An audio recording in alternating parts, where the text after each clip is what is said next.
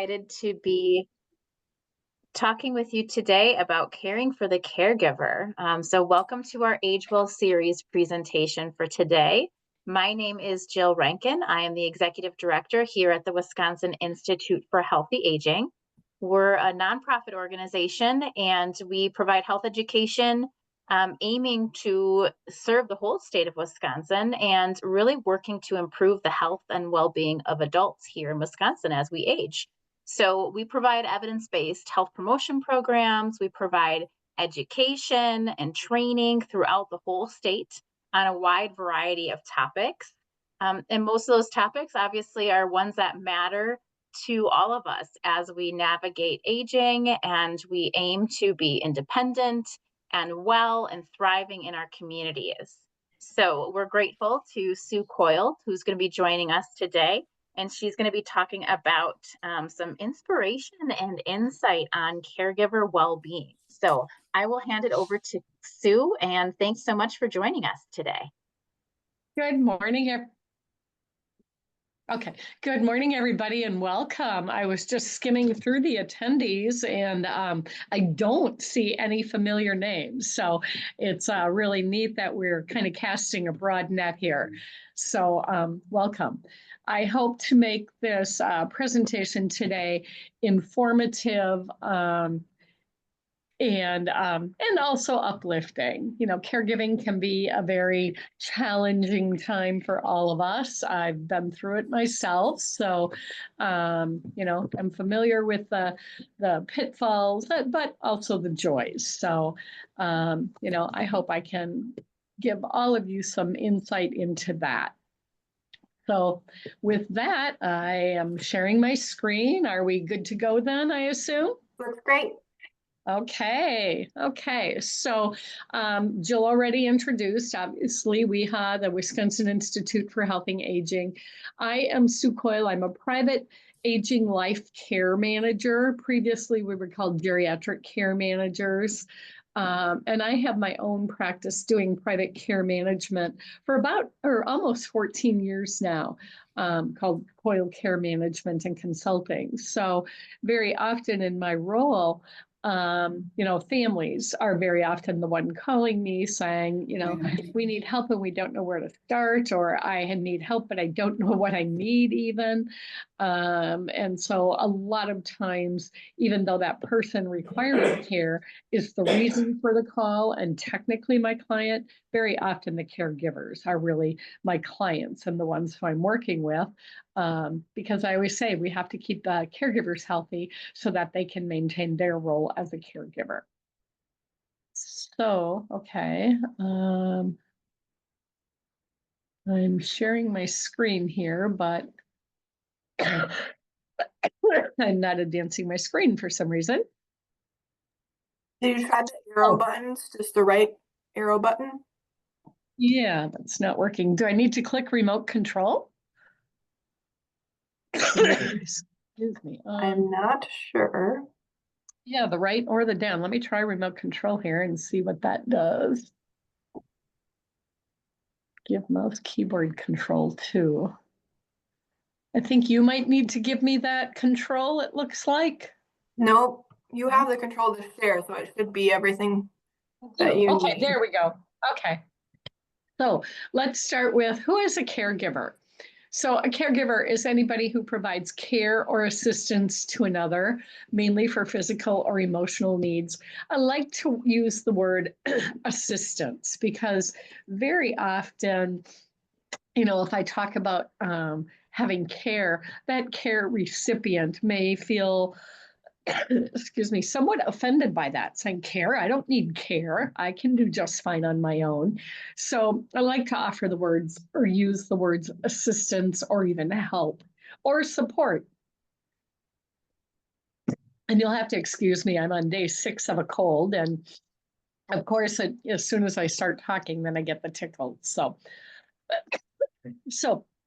pardon me, most caregivers are women, and the average age of caregivers is 49.4, with 1/4, 1/4 of them being between ages 18 and 34. And when I did this, I was very surprised at how those numbers have changed in the last 10 years. Personally, I thought the average age of caregivers would have gone up, which it did not. And I'm also very surprised at the number of younger folks, our millennials and Gen X's, I believe they'd be. I mean, both of my kids are just a little bit older than that, and I can't imagine them having been caregivers yet. So, nearly 1/5 of all adults will be a caregiver for another adult at some point. These sources, I use a lot of ARP sources. And this was from the Caregiving in the US from 2020. And ARP does this survey every, I believe, 5 years. So the most recent data that I had was from 2015. And like I said, I was surprised that that average age did not change a whole lot, but that younger age did. So, biggest concerns for caregivers are time, money, and health, and not just health of that care recipient, but also the caregiver. Like I said, in my role as a care manager, my role is always to help and support and keep the caregiver healthy so that they can continue to be a good caregiver. So, we're going to break those down a little bit more. Time, time is always valuable for all of us. Most caregivers are also working full time. The majority of them, 60%.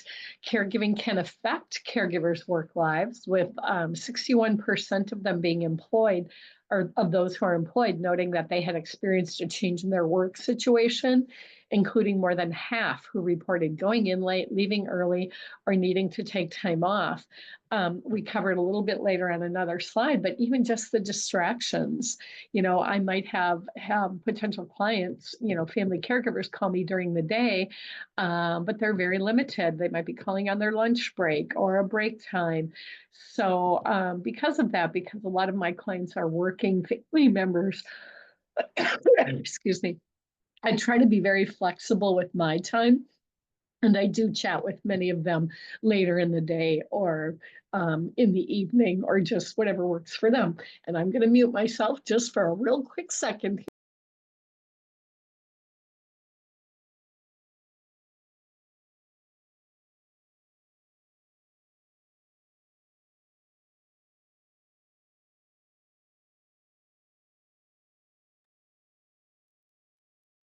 You're still on mute. Yep, there we go.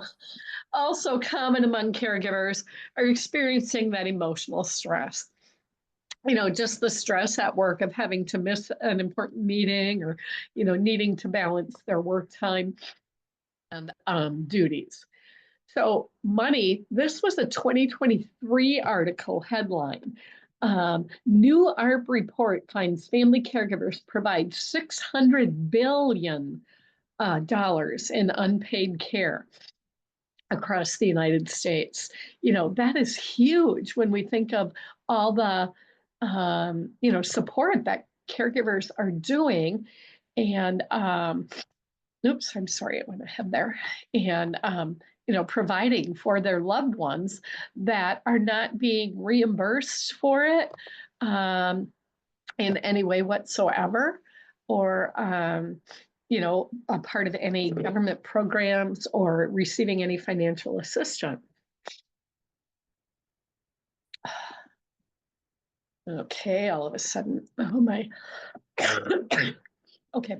So, and then dealing with the stress, we already talked about that. The physical or emotional fatigue or strain caused by prolonged care for another. And obviously that can lead to caregiver burnout. And it's not even prolonged care. Sometimes just being in that situation. My mother, actually both of my parents had dementia before they passed away. And my mother got really angry and nasty and bitter in her dementia. And there were times that we would, that she would call me 4 times within an hour and forget she called, or just ranting and raving about the same thing. And the phone calls would end up in, a shouting match. Fortunately, I had 2 sisters and 2 brothers, but my sisters were my support team. We all kind of pitched in. And then I would call my sister and say, hey, it's time to tag off. I can't do this. I need a break, so unfortunately, not everybody has that, but we worked that pretty well. So it's hard when it's a family member because you have the emotion attached. So we'll talk about that a little bit more as we move on as well. So the other causes of that or potential causes of that stress can be the change of relationship, the role reversal of parent-child relationship, mom or dad, and all of a sudden we're in that caregiver position.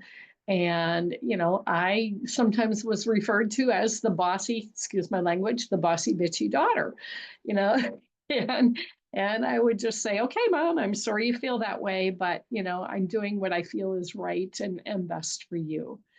And then we're also grieving, the loss of the real mom that I used to know.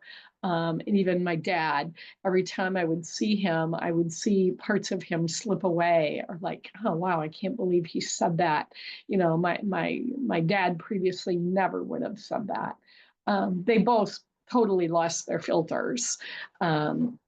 As far as what was right and wrong and inhibitions. So that was hard. That was very stressful sometimes. And then as far as other stresses, we also have the financial concerns or strains. If that caregiver has had to cut back on work time or maybe leave their full-time job, and maybe they just don't have enough money or just don't qualify for, to pay for outside help. Worry or fear about the future, not just for the care recipient, what's going to happen as his dementia progresses, or what's going to happen if I can no longer transfer him from the bed to the wheelchair to the toilet. So it's fears for a lot of that stuff. And so often it's the fear of the unknown because, we don't know what lies ahead. Another big stress for caregivers is those who live far away.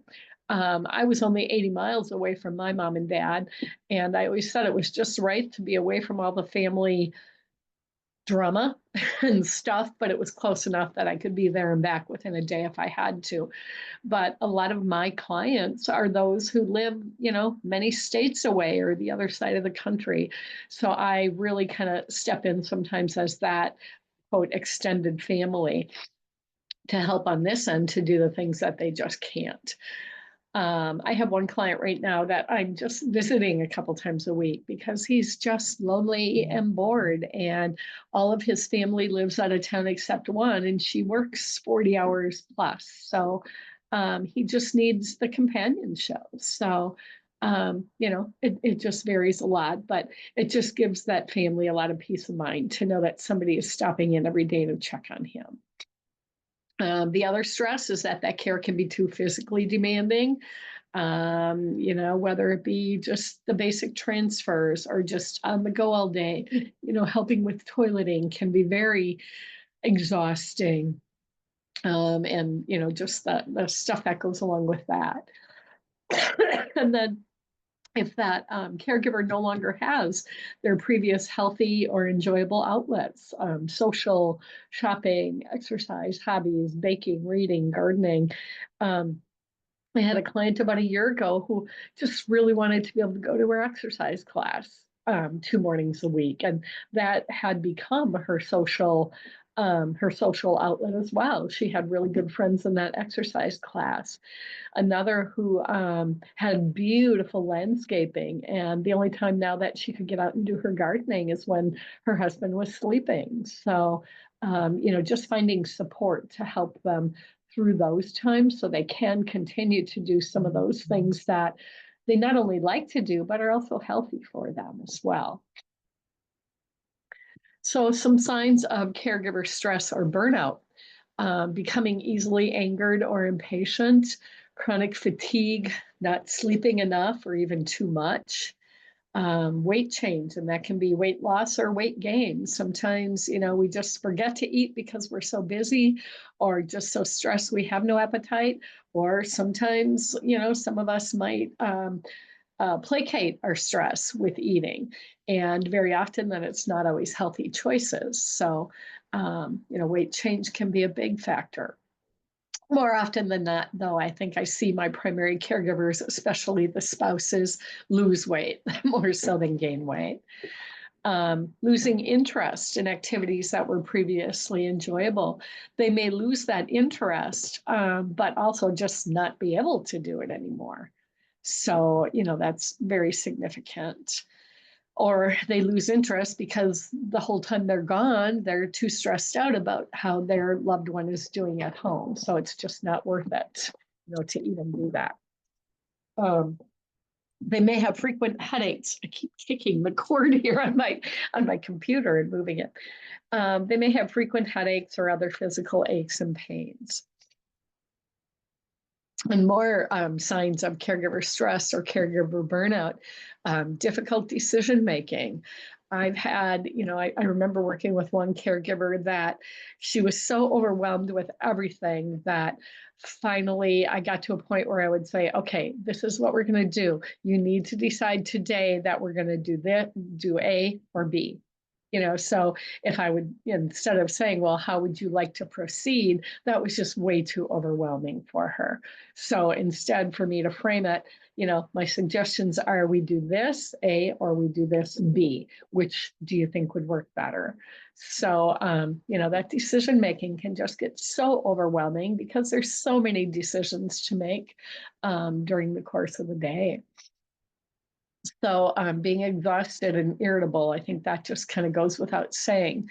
And we already talked about work suffering, the absence, distraction, less productivity, withdrawn, and just the interruptions at work, whether it be answer or making phone calls from work or answering emails from work. So like I said, because of that, I try to be respectful of that, and I work more in the evening, and obviously electronically. When I started my business 14 years ago, I never thought I'd be doing as much as I do via email and or text. I prefer not to, communicate with families via text, but because it's the easiest way for people to communicate and the most flexible from a time perspective. So being accident prone, it might be due to brain fog, excessive fatigue, just many, many different things. And then having those feelings of hopelessness, guilt, resentment, sadness, inadequacy, there's all those feelings that go with it. And I think we have a few more here. Unfortunately, there's a lot of those signs. So increased illness, neglecting their own personal care, health, and appointments. I have many caregivers who say, I'm overdue for my own dental appointment, but it's so much work just to get him to the dentist. So, they just kind of put their own on the back burner. And, a very unfortunate one, but I do see occasionally, is the decline, injury, or neglect of the care recipient. They just kind of check out. I just can't continue to do it all. Or there may be increased bruising from, impatience when they're transferring, that maybe they've got bruises on the back of their arms or, on their ribs from, the need for that caregiver to assist. Excessive use of alcohol or drugs, including prescriptions. And this is a hard one because it's so difficult to identify. If there are prescriptions, it might be an anti-anxiety medication or something to help with sleep, but, they might just kind of start to use more as time goes on, or increase the frequency.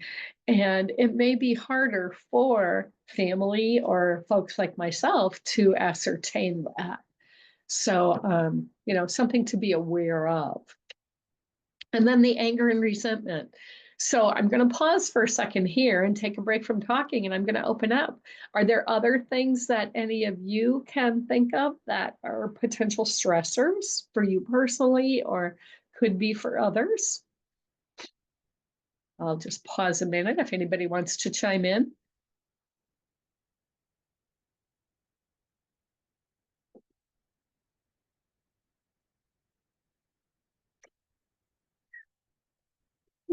Okay.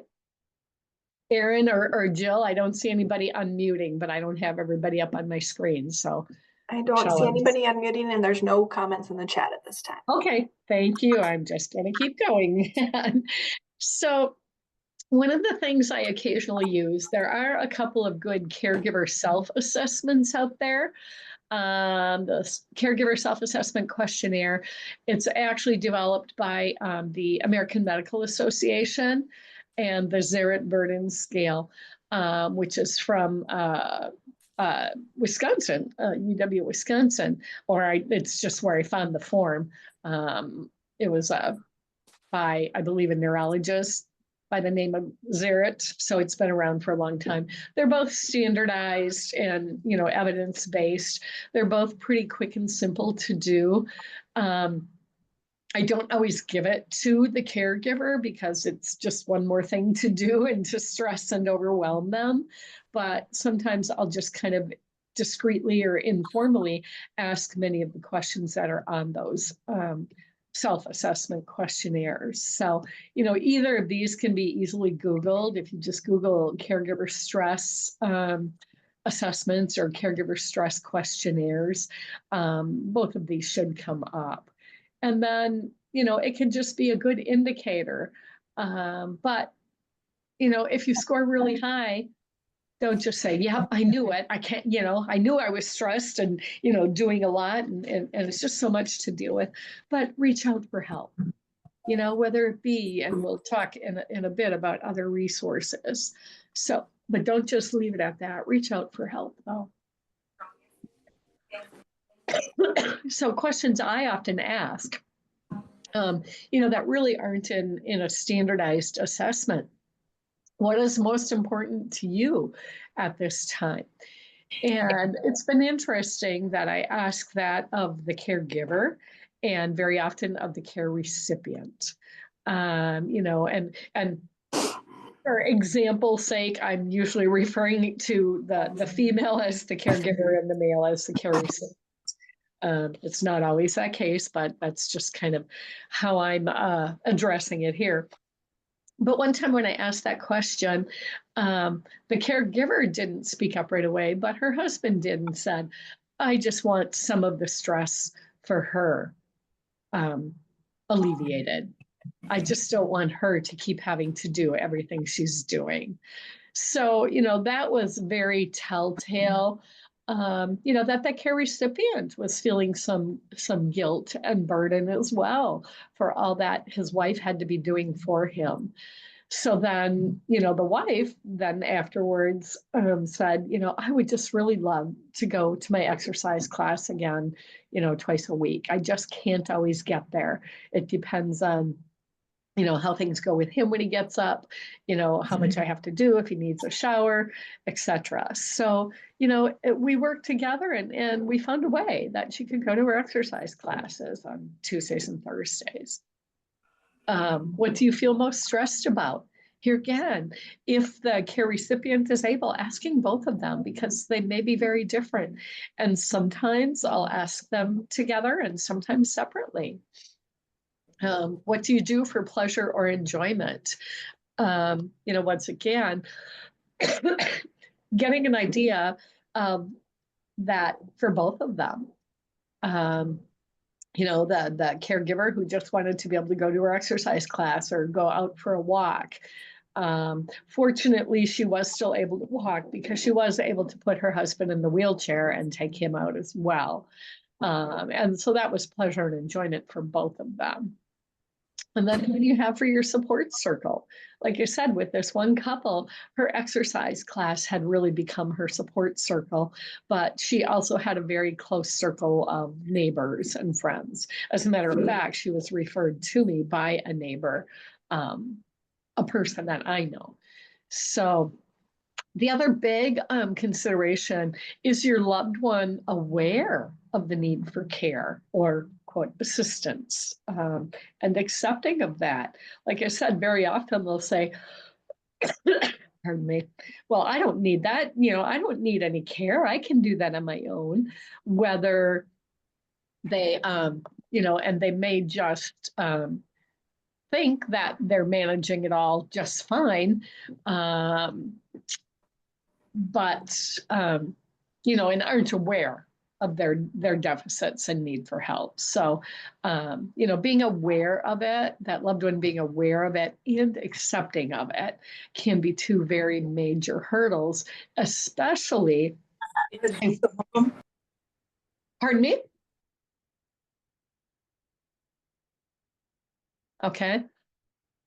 So those two things, being aware of the need for care and accepting of care, can be very challenging for the caregiver, especially if we want to try to bring in outside help. I'm just dealing with a new family right now that, mom can't be alone. She failed her driver's test, so can no longer drive, but yet she's totally independent and all of her self-cares and ADLs. Um, but right now she's living with relatives, but they all feel she can't be by herself. Well, those are really hard people to set up outside care for or assistance because they don't need any physical care. So it's hard for them to acknowledge and accept that. So very often, Hey, yep, hey, did somebody have Sue. some? Yes. Yeah, Sue, can you hear me? Yes. Okay, I finally found out how to unmute. So, I have a quick question for you, please. Okay, go ahead. And I didn't mean to cut you off. I'm sorry. No, that's all right. I okay, I care for my mother, Uh-huh. and I have one of those bed things where when she gets up out of bed it beeps. I have a beeper, Oh, yeah. which really helps. Yeah. So in the mornings, I don't want to be overbearing with her, but like I set her clothes out, I get her underwear, whatever she needs. I put toothpaste on her toothpaste and she starts getting like, I can do that. I can do that. I want her to be uh you know be able to do things on her own, but I sometimes feel I'm overbearing in that aspect. Do I just let her get herself ready in the morning on her own, or uh do I still do this and get her prepared in the morning? That's a really good question. Thank you. It can go both ways, but especially if she's telling you, I can do this on my own. Maybe getting close out is very difficult for her as far as the decision making or physically, but then even just offering choices. Mom, would you like to wear the red sweater or the blue sweater today? Um, that way she still feels a part of it. Mm-hmm. And even with the toothbrush on the toothpaste, just maybe set the toothbrush and toothpaste out on the counter as that visual reminder for her. Okay, But yeah, but she's been forgetting to do that, so okay, okay. And then, maybe just offering those verbal cues. Mom, I have your okay. toothpaste and toothbrush all ready for you. But, let her put the toothpaste on. That's fairly simple to do if she remembers it. But by you Yes. setting it out on the counter, it's a visual cue for her, but it's also a visual cue for you to know she actually did it. Yeah, it is. This way I know she brushed her teeth. So, Exactly. yeah. Exactly. So, I'm an occupational therapy assistant by background. So my goal is always to maintain as much functional function and independence as possible. So, Yeah. I say let her do as much as you can or as much as she can, but just provide those visual prompts, you Okay. know, that Yeah. that are a cue for her, but also a clue for you if they've been done or not. Well, another thing I've been having a problem, well, not a problem, but she likes to open the window at night, Uh-huh. like about maybe an inch, because she's Uh-huh. always loves fresh air, and it's like cold in Wisconsin, you know, and the energy bill has really increased Oh because of no. that. So I kind of just let her do it now. I used to kind of like shut the window and then she'd be like, I need my fresh air. So, if it's a higher energy bill, I guess I just have to deal with that, right? Right, right. Okay. And sometimes asking yourself the question, whose problem is it? Yeah, Or exactly. why is this a problem? Yeah, if it makes mom more comfortable, if this is what she's always done, Yep. then so be it. Yeah, your energy bill may suffer a little, but if mom is comfortable and content because of it, it's just one less burden to deal with. Yeah. Okay. Well, thank you very much for answering my questions. You're welcome. You're welcome. So, and keeping in mind, like we just talked about, everybody's needs are unique at any given time. And that, goes for the caregiver as well as the care recipient. What mom needs today may be very different than what mom needs next week. So it may just vary a lot. Okay.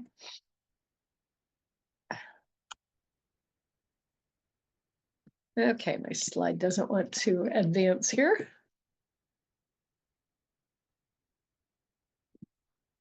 I'm stuck. Okay. Okay, I'm using the, yes. Okay.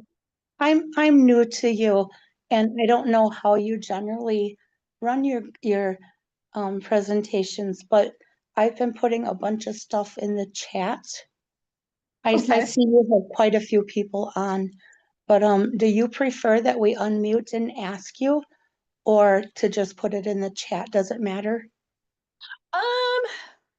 I do have time reserved at the end for question and Okay. answer. So, I think if you're okay, you can put it in the chat and then we can go through them at the end. Is that okay? I don't Yep, mind that's questions perfect. in between though either. Okay, I just wanted to do what's best for you. Nope, I'm flexible either way.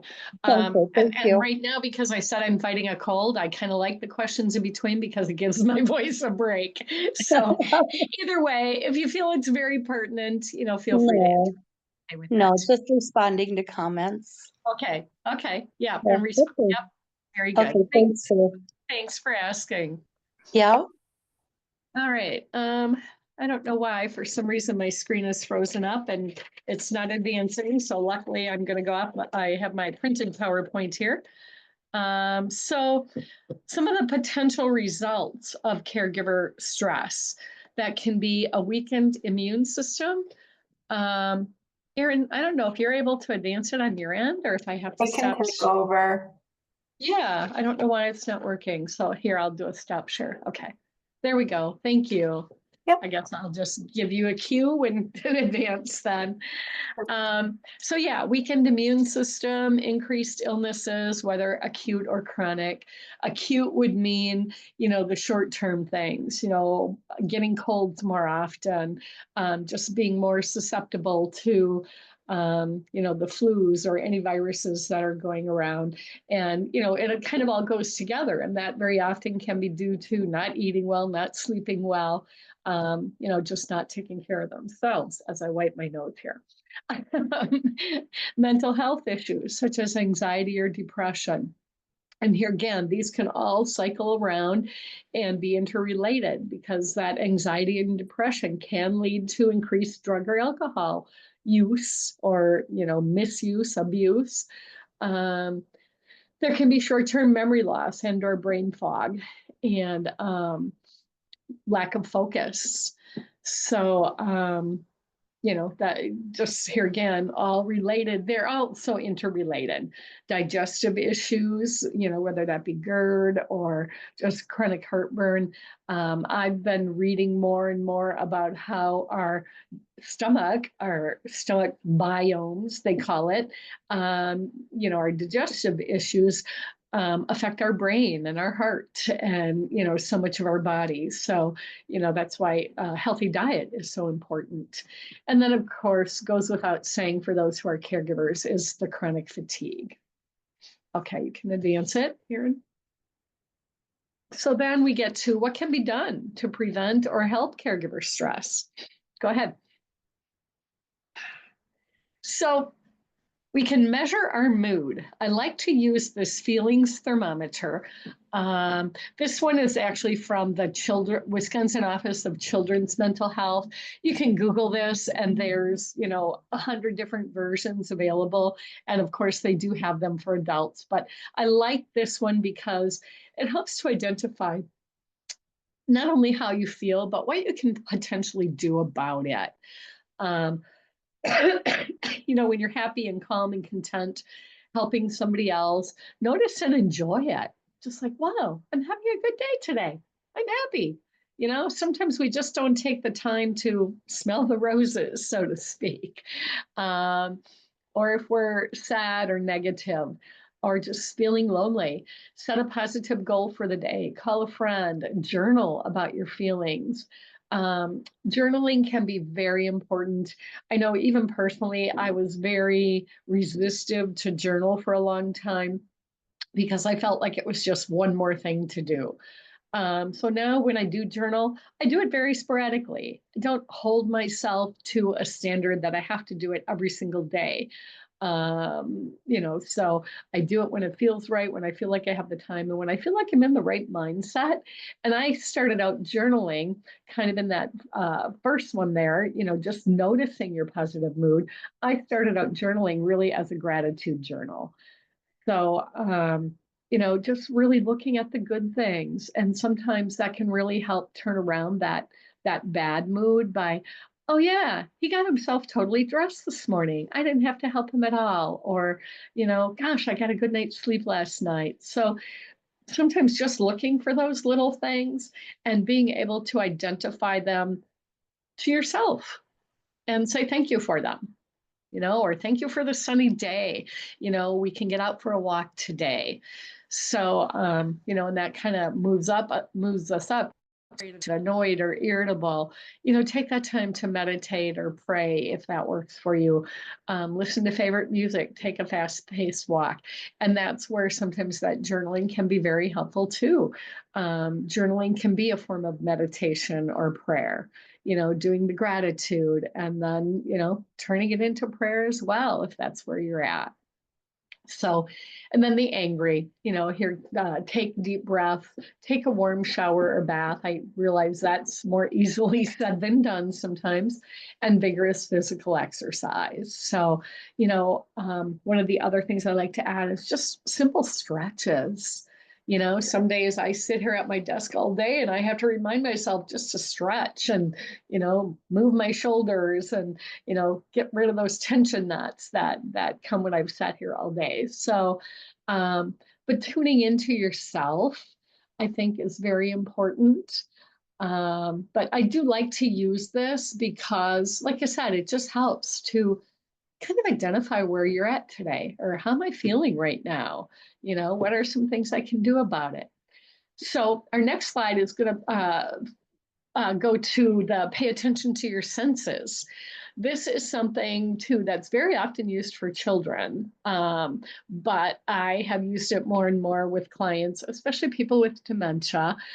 I believe it's part of a Montessori learning concept. I think I'd heard that a long time ago. But using your senses, so focusing on things you can see, hear, touch, smell, taste, and then imagine or visualize. So, it might be something as simple as, if the care recipient is getting agitated, maybe, wow, look at that beautiful cardinal out on the bird feeder out the window. And, oh, here comes the female, so just something they can see. And then all of a sudden, one of them starts to sing. Oh, can you hear the song? Can you hear the cardinal song? I love that. It's so beautiful. For some reason, I don't have my ear there. um, there it goes. That was weird. And touching, sometimes just giving tactile things to feel, maybe if you're talking about a bird, maybe you have a feather nearby and touching that feather, or, what do you think it feels like? Or, just focusing on things that they can feel. So it helps refocus the brain, maybe from the agitation and discomfort. And so I think this is very important to be done for the care recipient as well as you, the caregiver. Things you can smell. There's some assisted livings, one in particular that I know of in this area, that pipes in the aroma of chocolate chip cookies baking. So they usually do it like before meal times. And here again, it tunes into the senses because it stimulates the appetite. It kind of has that nostalgic feeling of home, so it can be very calming. Um, there's just many sensory parts to it. I've joked in the past that, well, I would be really ticked if I was smelling that and looking all over for chocolate chip cookies and there weren't any around. So, it's like, I'm not sure if that's a good thing, but like I said, it's commonly done, or even like brownies, or, when the food is cooking for a mealtime, you know, focusing on that smell. Hey, I'm making this really awesome pasta sauce. Can you smell that garlic? Oh, it smells so good. Helping them to focus on it. It just really kind of redirects their energies and thoughts. And then obviously tasting, maybe you're making that wonderful pasta sauce and, bringing them a spoonful. Hey, what do you think of this? So you're just, like I said, helping them refocus their brain onto their thoughts instead of outside agitation or anxieties. And then imagining or visualizing. So, even just taking those deep breaths. And I actually just got it like 5 minutes ago, a daily text on my phone that's, I think it's called Remind. And it's just little daily blurbs of taking time to take 3 deep breaths, or look at your to-do list for today. What can you not do? So taking that time to simplify, but even just the deep breathing, if that's all you have time for, just close your eyes and take a deep breath and maybe roll your shoulders and get that tension out of your neck. And that can be done along with visualization. Maybe picture yourself on a warm, sunny beach. I'm not good at visualization because I'm too much of a realist. Yeah, right. When will I ever be there? So, what works for one may not work for other people, but I can imagine, but for me, visualization can be hard, but even just the deep breathing, tuning into your breaths, but also tuning into how your body is feeling. When we go back to that feelings thermometer, taking those deep breaths and asking, how am I feeling right now? Am I feeling anxious? Am I feeling anger? Am I feeling, tense? Why am I feeling tense? So just taking that time to tune into yourself. And very often that's what the deep breathing and meditation can do. And it doesn't have to be long. You don't have to sit on the floor in a yogic position, for 15 minutes, but just taking 2 or 3 minutes to do that deep breathing and just tuning into your body and how your body is feeling and how you're responding to those feelings can be so very important. Okay, the next slide, please, Erin. Other ways to cope. Reach out to talk to a friend or support group. Stay socially connected with church, book studies, pickleball, family and friends, etc.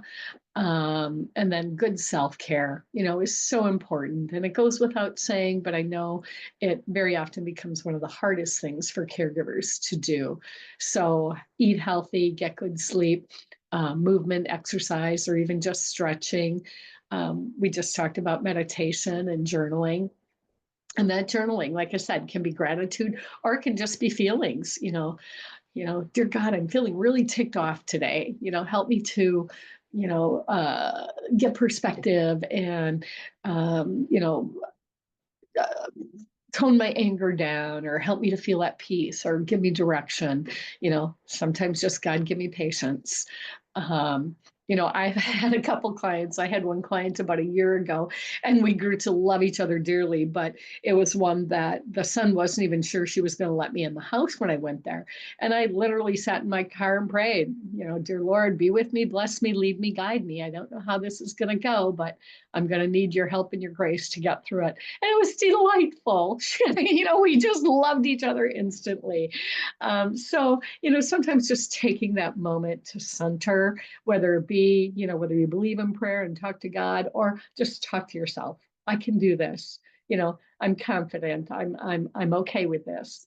This will work out okay.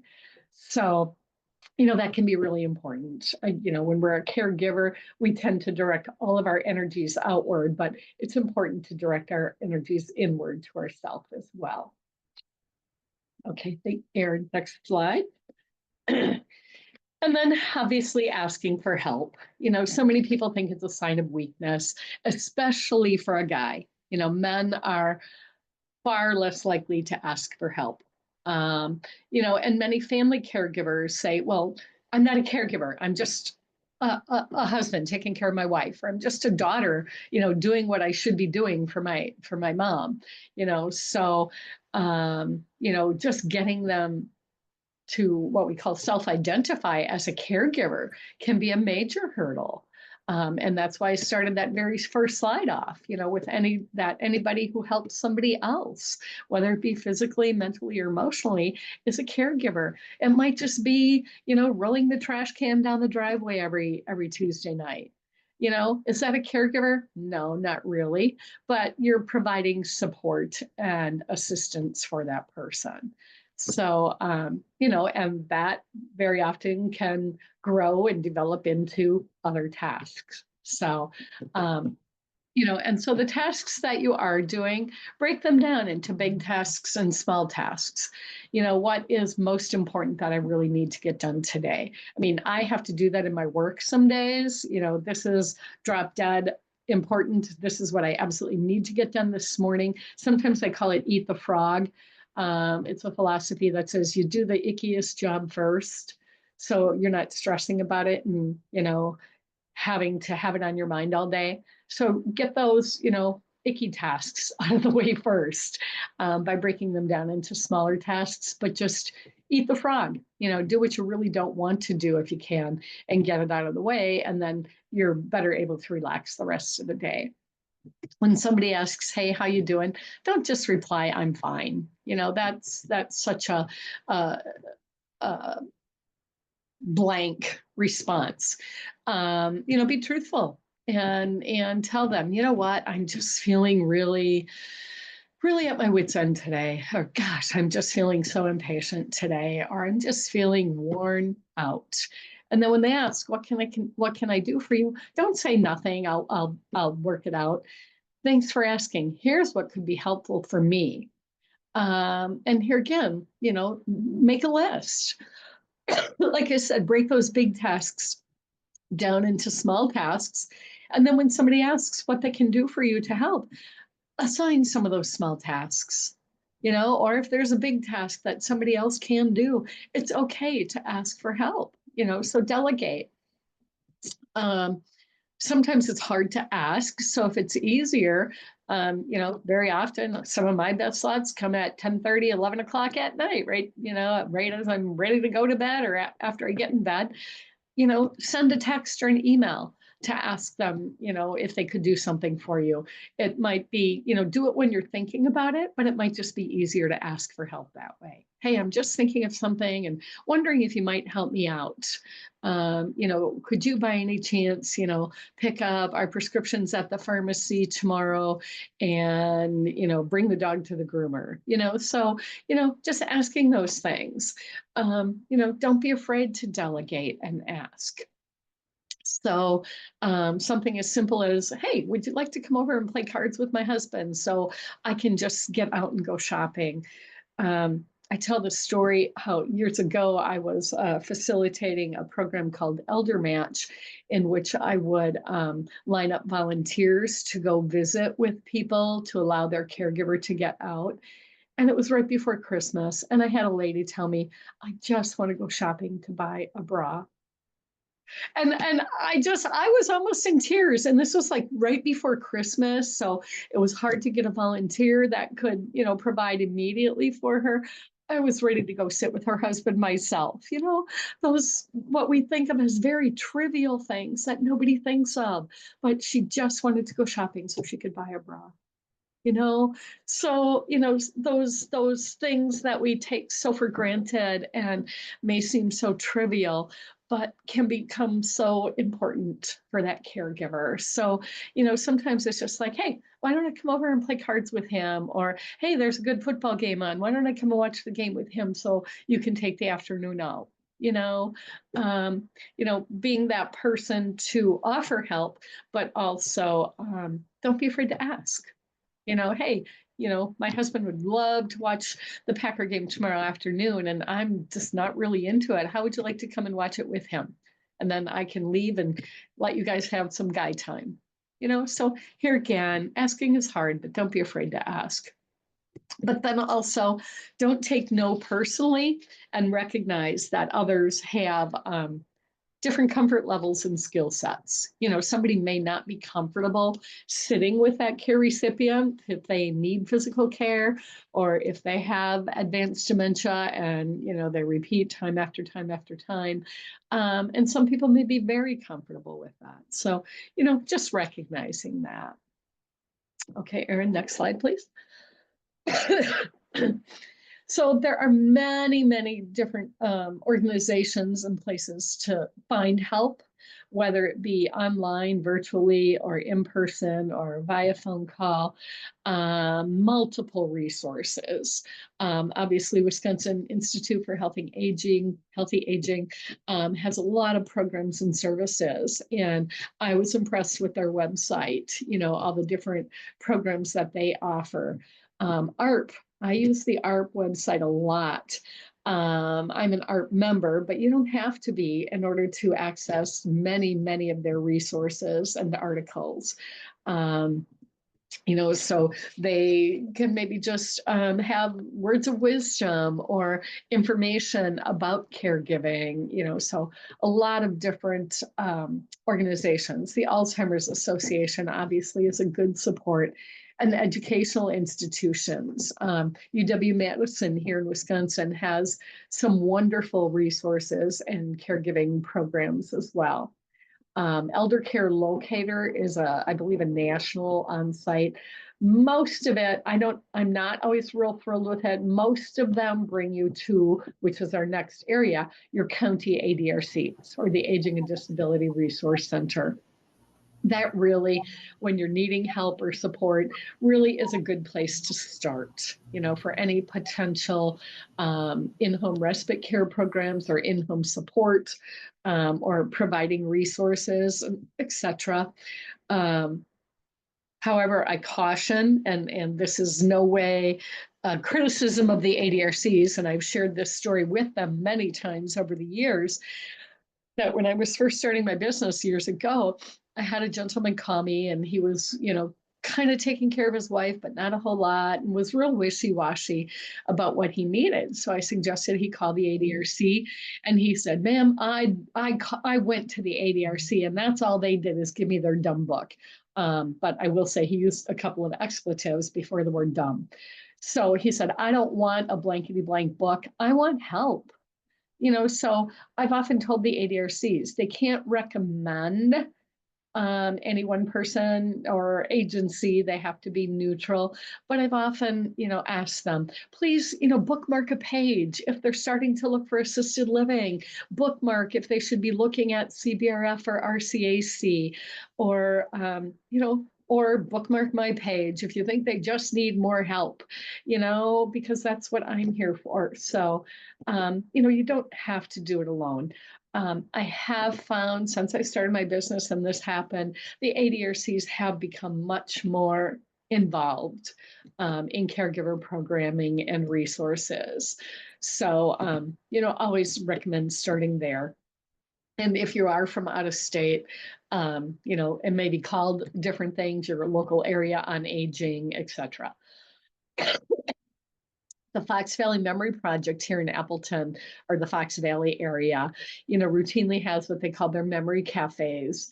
It's a great way to get your care recipient and you out for just fun social things, you know, whether it be going up for lunch or a craft day or a field trip somewhere. You know, it's just that way to have socialization and fun and stimulation as well for both of you. And, you know, I think the Fox Valley in general, but Wisconsin as a whole is blessed that we are very resource rich. You know, I've worked with people in some other states. Right now, I'm going to start working with a lady who, excuse me, lives in California, but her mother is up in Sault Ste. Marie, Michigan, where, because I'm from the UP, I know that resources in the UP are pretty limited or they're hard to find. So, a lot of it just depends on your area, where you are, and who you know. And I always tell people if I don't know the answers, I usually know where to go to find them. So, there are a lot of supports available. Talking with your physician can be helpful, sharing that self-assessment score if you've done it. Personally, I think a lot of caregivers might look at that and say, oh, wow. And and this may sound awful, but I don't know what they would do, short of maybe prescribing an anti-anxiety medication or something to help you sleep better at night. And I don't know that that's the way to go, but maybe just letting your physician know that, I'm taking care of my husband and it's just gotten to be really stressful lately. What are some things I can do? So professional counselor, once again, to express your emotions and also to learn coping skills. And then another example is the Autogaming Caregiver Coalition here in the Fox Valley area. They have a caregiver chat that they started many years ago. I think it was before COVID even, which is a virtual group that meets once a month, and they have different topics, but just a good support.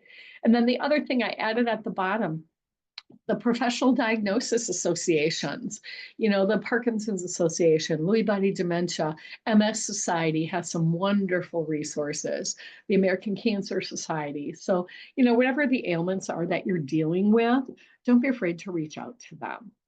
So, and then the next slide, we're wrapping it up here, so we have time for questions. Myself, obviously, I'll tell you a little bit more about me. Like I said, I'm an occupational therapy assistant by background. I have an associate's degree in healthcare management, and I'm a nationally certified care manager. So, like I said, we used to be known as geriatric care managers, and that was rebranded about 10 years ago. I like the term aging life care manager much better because very often I'm not working with the older adults, I'm working more with the families. And geriatric just also has kind of a negative connotation. So, because of my OT background, I've worked with older adults mostly in rehab. Um, um, and so just have that knowledge and experience of all the physical disabilities, et cetera. I also managed a dementia care program, excuse me, for about 5 years. And then let's go to the next one. And then what does a care manager do? First and foremost, listen. I assess the strengths and needs of the caregiver and the care recipient separately and together when possible. Assist with determining their needs and best options. Like I said previously, very often people say, we need help, but we don't know what we need, or we don't know where to start. And then I can help tailor a personalized plan and help with setting up those care and resources, be a navigator, and help save time and money. So one more slide, Erin, and I'm trying to rush through this here. I always like to add this in there. Quotes from Maya Angelou. Oh, it doesn't have her name on there. I'm sorry. The poet Maya Angelou. People will forget what you said. They'll forget what you did, but they'll never forget how you make them feel or how you made them feel. So I think sometimes just important, if you're feeling stressed or depleted, sometimes just a simple smile or, a pat on the hand. And then let's go to the very last slide, that hand, a hand over a hand, just to say, hey, I'm here. I'm here to support you. This particular picture is very near and dear to me because it's some very close personal friends of mine who were like second parents to me growing up. So I always have to put Mary and Billy's hands in there at some point. So that is all for me. I did see one of the chat comments about, so many of the support groups are geared toward dementia care. Oops, I do have that last one, are geared toward dementia care. And that's where I think the caregiver chat is nice because it covers a plethora of topics, but also reaching out to the professional organizations as well can be very, important. So I used this last slide, these pictures here. I loved the picture here that Erin had on the flyer for this course with the two sets of hands holding the hearts in their hands. So I did my own picture of just with my fat fingers, just me holding that open heart, which I do have. This is meant to be a stress ball. Or a hand strengthener, however you want to look at it. Know that help is available and you don't have to do it alone, and that's the important part, keep an open heart, but reach out for help because the help is there. Okay, so let's get to the questions. Erin, I think I'll let you facilitate then. I'm going to open the chat as well. Sure. I have one question I see here. So one participant states that they qualify for the National Caregiver Grant, but find it stressful to find for help. It requires identifying which organization of the dozens on the list of providers who find the helpers to contact, or interviewing house cleaners, etc., to find a fit. And it adds to the to-do list, and it's overwhelming. Maybe Oh gosh. Yeah, that's a load. Yeah, interviewing caregivers and finding the caregivers is hard. Go back to the beginning that it's through, who's that program through? Oh, okay, National Caregiver Grant. Yep. Identifying which organization of the dozen. And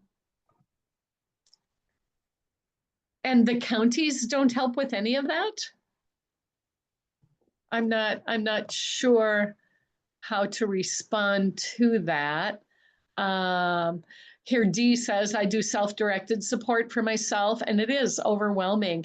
And lately I have actually had a couple of people who are on Iris doing the self-directed support, but they're still calling me for help. The one family member said, I will pay you personally, but I just need more help. So I guess it just depends on how and where you want to spend your money and your time. But recognizing that people on that program have limited resources. So yeah, I'm sorry that's so frustrating and time consuming for you, Jan. Yeah, I'm not sure of an easy answer for that. Other than contacting your county maybe for, to see if they can help you some way, as far as narrowing down all the options. And I guess that's been my frustration with the ADRCs is they hand you that book. I tell people my job is to narrow down all of the hundreds of options in that book to the best 2 or 3 for you and help you through that process. And the same with this, that I have been able to connect caregivers with appropriate resources. And I can even call those home care agencies and say, hey, do you have a caregiver available for such and such hours? Preferably a male caregiver if at all possible. So, that's where I can do a lot of the screening for you. Obviously, I charge for my services as well, though. So, nothing is, unfortunately, nothing is easy and nothing is definitely free. So I share your frustrations on that. Great. I don't see any other questions in the chat. If there are any remaining, please feel free to either come out off of mute or enter in the chat. We thank everyone for joining us today. There will be an evaluation when you exit out of Zoom. So if you please I have a question for Sue. Okay. Okay. I'm sorry. I did put it in chat, but maybe you didn't receive it. Regarding a family member, Sue, I have a sister. She is the POA. She's the eldest of us siblings, and mom and dad years ago put her as POA. And now she's demanding mom to come visit her in Ohio, and mom does not want to go. But my sister is throwing it in my face. Well, I'm the POA. I'm the POA. And if I want mom to come visit me, I can make mom come, but mom does not want to go. Right. And unfortunately, that is not at all true. Mom is still her own independent decision maker as long as she is not deemed incapacitated, which would technically activate that healthcare power of attorney. So Okay. Oh, this is there's great. So what Mhm. does incapacitated mean? Even though she is, Incapacitated is where two doctors or a doctor and a psychologist have to sign a document stating that mom is no longer able to understand and make her own healthcare decisions. And thus that activates that power of attorney for healthcare so that person can make decisions on mom's behalf. If that finding of incapacity is not completed yet, mom is technically her own decision maker. And also, I always tell the POA, you have been designated the power of attorney by your mom to do what is in her best interests, not yours. okay, thank So, you. and That's, sometimes that's a hard pill to swallow. yeah, no, and that's great because, yeah, she keeps throwing it in my face. And I'm like, well, mom is not incapacitated. Mom can still make her decisions. Right, So, okay. right. Well, thank Yep. you, Sue. You're Thanks. welcome. This is Kathleen. Can you hear me? Yes. Hi, Yeah. Kathleen. I just wanted to make a comment about accepting help from other people. A few years ago, I had a neighbor that was very incapacitated, and I called and offered to come in and give a bath so that the caregiver would have some time off. And the response was, I need somebody every day or two to give her a bath. And of course, I couldn't do that because I was working. So basically, I didn't help her at all because they refused the help I could offer because it wasn't enough for them. So I would caution that if you are a caregiver and someone offers to help, ask what it is they're available to do and accept that graciously. And then they might Right. be able to help more. Right. Well, and even if, she had to hire outside help, if you're volunteering to do it, even just one day a week, that, decreases that financial burden as well. So, yeah, Well, or sometimes even it's if just it was hard just for that care. one day, Pardon it would me? still help. I Yeah, said, even if it was just that one day and that was all you could afford to give, right. it should be Right. accepted graciously. Right. That's unfortunate, but yes, good point to accept that help graciously. Okay. Anything else? There are some questions about the recording and slides. So the recording of the presentation today and as well as the slides will be sent out probably tomorrow to all of those who have registered for the presentation today. Great. Thank you. All right, and then just a reminder, if you could please complete the evaluation, that will automatically pop up when you close out of Zoom. Those who complete the presentation today will be entered to win one of our Age Well t-shirts. And then our next Age Well series will feature Pan Van Kampen, and it is about the unlocking the power of nutrition for healthy aging. So if you haven't registered for that yet, be sure to register, and hopefully we'll see everyone in March. Thank you everyone for attending today, and thank you, Sue, for presenting. It was wonderful. You're so welcome. It's my pleasure. Thank you for being here. Thank you, everyone. Bye-bye.